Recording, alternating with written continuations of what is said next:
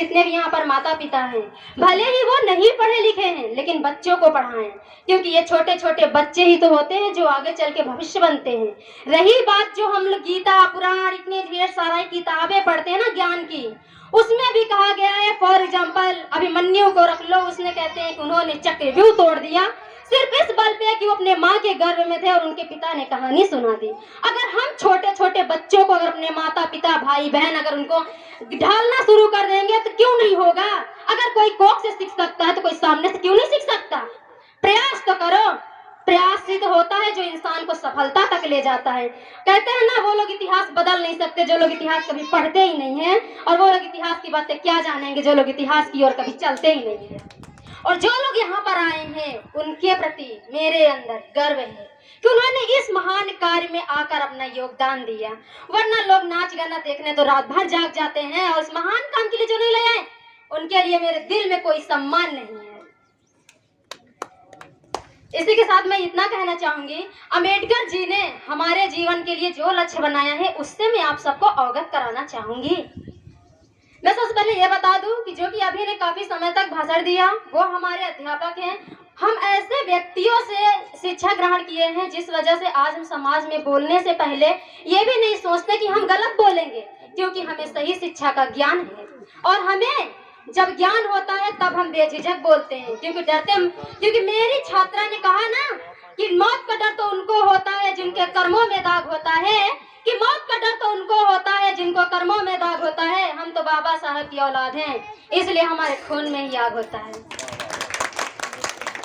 इसीलिए हम बोलने से पहले नहीं सोचते, क्योंकि हमें पता है कि हमें सही ज्ञान पता है। तो मैं बाबा साहब के अम्बेडकर के जीवन के बारे में बताना चाहूंगी। बाबा साहब अम्बेडकर का जन्म एक महार परिवार में हुआ था। इनके माता का नाम भीमाबाई और पिताजी का नाम रामजी था। इनका जन्म 14 अप्रैल 1891 को हुआ था।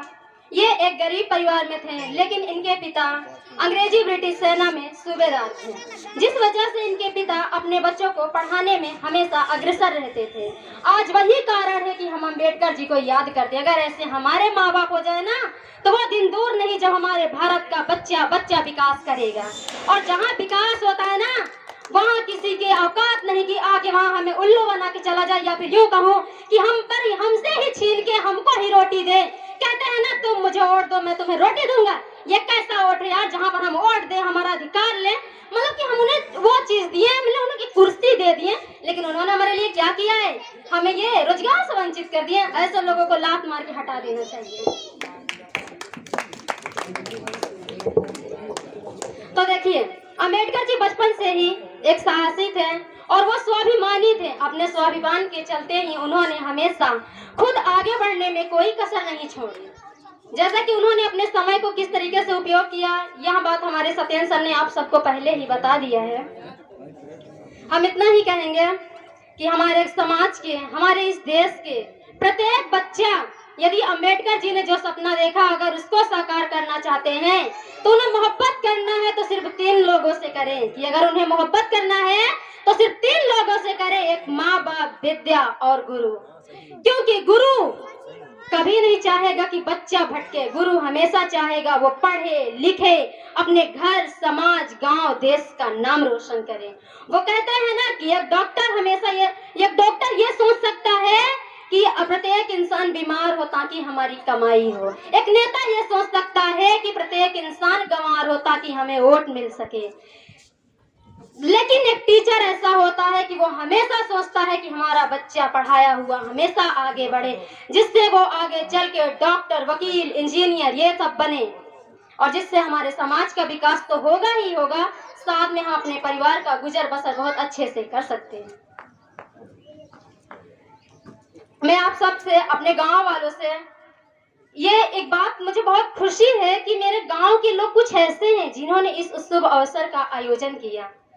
उनका मैं दिल से धन्यवाद करती हूँ। मैं सभी का नाम तो नहीं जानती कि कितनों ने किया है, लेकिन इतना जरूर जानते हैं कि हमारे सोनी भारती बहन के घर से और हमारे विजय चाचा जो कि हमारे गांव से ही हैं, और शायद हमारे प्रधान जी जिनका नाम अभी लिया गया, सभी का नाम तो खैर नहीं आते, लेकिन जिन लोगों ने भी किया इस कार्य के लिए उनको तहे दिल से मेरी ओर से धन्यवाद।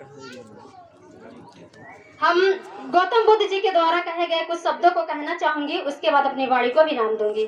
गौतम बुद्ध जी कहते हैं कि तुम बढ़ती ज्वालाओं के सामने जाते समय भयभीत ना होना, क्योंकि वह तप की कसौटी है।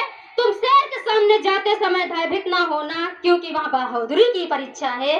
बढ़ ऊंचे पर्वत से कूदते समय भी भयभीत ना होना, क्योंकि वह परिश्रम की कसौटी होती है।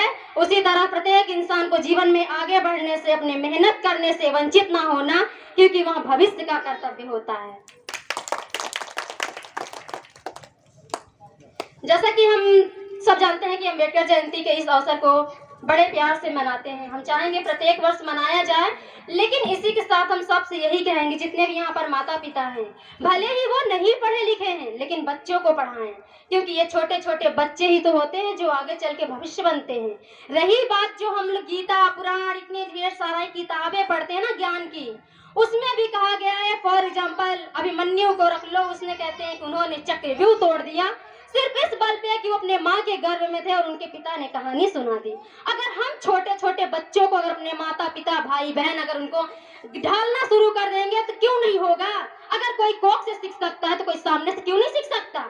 प्रयास तो करो, प्रयास से तो होता है जो इंसान को सफलता तक ले जाता है। कहते हैं ना, वो लोग इतिहास बदल नहीं सकते जो लोग इतिहास कभी पढ़ते ही नहीं है, और वो लोग इतिहास की बातें क्या जानेंगे जो लोग इतिहास की ओर कभी चलते ही नहीं है। इसी के साथ मैं अपनी वाणी को विराम देती हूँ। बहुत बहुत धन्यवाद बहन।